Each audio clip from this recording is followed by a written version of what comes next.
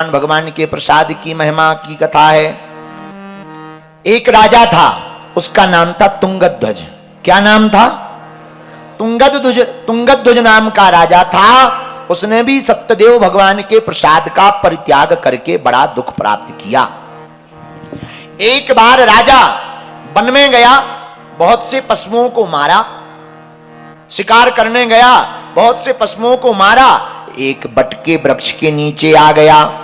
वहां उसने देखा कुछ गोप ग्वाल बैठे हुए बंधु बांधवों के साथ बड़े संतुष्ट होकर भक्ति भाव पूर्वक मनसा वाचा कर्म इंद्रिया मानो सभी प्रकार से किसी व्रत का पूजन कर रहे हों। राजा यह देखकर अहंकार के वश नहीं गया, न घोड़े से उतरा, न प्रणाम किया। कुछ लोगों को बड़ा घमंड होता है, वो कथा में भी सम्मान पाना चाहते, वो कथा में भी आते हैं तो उन्हें लगता है कि लोग हमें देखें, हमें जाने, और जो कथा करने वाले पंडित जी हैं वो तुरंत हमारा नाम लें। और अगर उनका नाम ना लो, उन्हें ना देखो, उन्हें कोई बैठने को ना पूछे, और अगर वो बैठ जाएं तो उन्हें कथा ऐसे लगती है जैसे सूजा चुभाए जा रहे हो, उनका मन नहीं लगता है। फिर मन ही मन वो ये कहते हैं, होंगे अपने लिए बड़े, बाहर में गया, हम एक बार आ गए, अब नहीं आएंगे, होंगे बागेश्वर महाराज अपने लिए। ऐसे तो बहुत महात्मा हमने देखे, हम भी 10 लाख खर्च करेंगे, उनसे बड़े वाले महात्मा बुलाएंगे, इनके गुरु जी को बुलाएंगे। हाँ। और अगर कोई आवे और तुरंत नाम, हा फलाने नेताजी आ गए, फिर देखो तुम ऐसे, बहुत अच्छे महाराज है, बहुत अच्छे महाराज, क्या कथा बोल रहे हैं, संगीत बहुत अच्छा है। और नाम ना लो ना देखो तो उन्हें ये लगने लगता जैसे हम नाहर बैठे हो, सिंह बैठे हो। अनुभव की बात। ऐसे ही इस राजा के साथ हुआ।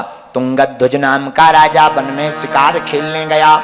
वहां गोप ग्वालों को सत्यनारायण भगवान का व्रत होते देखा। राजा अहंकार के बस, अभिमान के बस न घोड़े से उतरा, न प्रणाम किया। बाद में जब उन गोप ग्वालों ने सत्यनारायण भगवान का पंजीरी प्रसाद दिया, महाराज ये प्रसाद है सत्यनारायण का, राजा ने नहीं पाया।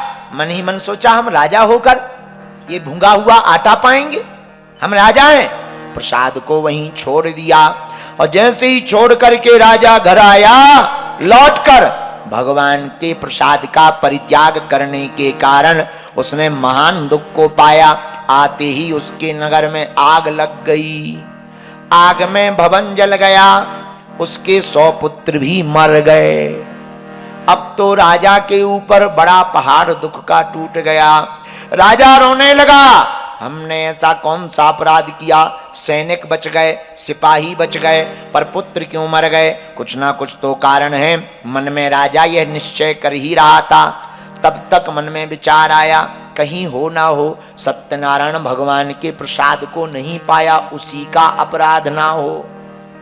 राजा भागता हुआ गया जहां सत्यनारायण की कथा हो रही थी। तो एक जगह हमने एक संत के मुंह से ऐसा सुना कि वहां गोप ग्वाल तो घर चले गए थे, पर जो दोना होते हैं, पत्तल के पहले दोना बनाए जाते थे, छेवला के पत्ते के दोना बनते थे, उनको दोना कहते हैं। और छेवला के पत्ते का दोना में प्रसाद इसलिए लगाया जाता था क्योंकि उसका नाम ही था दोना। दोना एक ही है, इसलिए भगवान को दोना बड़ा प्रिय है।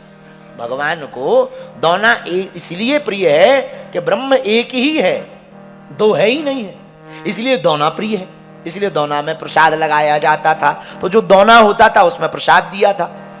ये तो कटोरी है जो आप टीवी पे दिखा रहे हो, दिखाइए जरा, कटोरी है ना?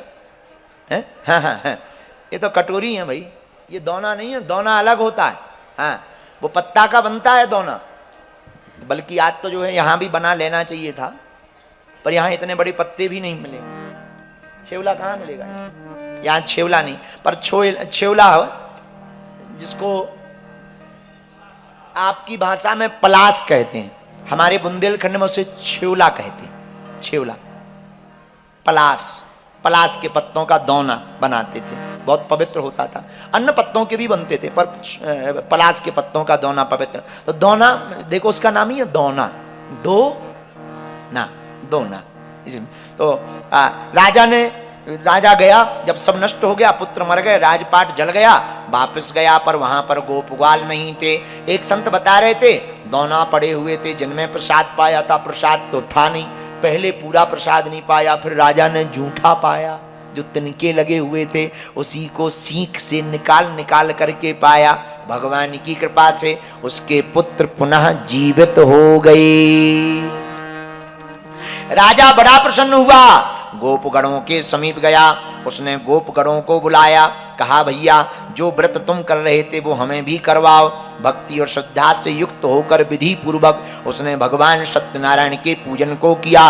सत्यनारायण भगवान के पूजन के प्रभाव के कारण उसके पुत्र जीवित हो गए, उसका धन वैभव पुनः लौट करके आ गया। अंत में वह राजा इस संसार के समस्त सुखों को भोग कर भगवान के बैकुंठ धाम को गया। वह भगवान श्री हरि के यह लोके सुखम भुक्त्वा चांते सत्यपुरम ययौ, वह भगवान के लोक को गया। श्री सूत जी कहते, हे मुनियों, यह सत्यनारायण भगवान का व्रत बड़ा ही दुर्लभ है। आजकल हम लोग भूल गए, पर है ही बड़ा दुर्लभ, बड़ी महिमा है इसकी। पर सत्यनारायण का व्रत का मतलब ये नहीं है कि तुमने 5 अध्याय घंटिया बजवाई, वृंदावन बिहारी लाल की जय, और बस इसके बाद में भोजन करो, आहा सत्यनारायण हो गई भैया। और फिर कहो गुरु जी कह रहे थे ऐसा होगा वैसा होगा, कुछ ऐसा वैसा हुआ ही नहीं। सत्यनारायण का मतलब है जिस दिन आप सत्यनारायण की कथा करवाओ उस दिन सत्य बोलने का व्रत जरूर लो। सत्य ही नारायण है और नारायण ही